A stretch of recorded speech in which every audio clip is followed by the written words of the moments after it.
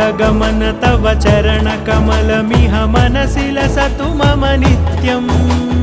गरुडगमन तव चरणकमलमिह मनसि लसतु मम नित्यम् मनसि लसतु मम नित्यम्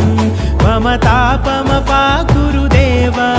मम पापमपाकुरु देव मम तापमपाकुरु देव मम पापमपाकुरु देव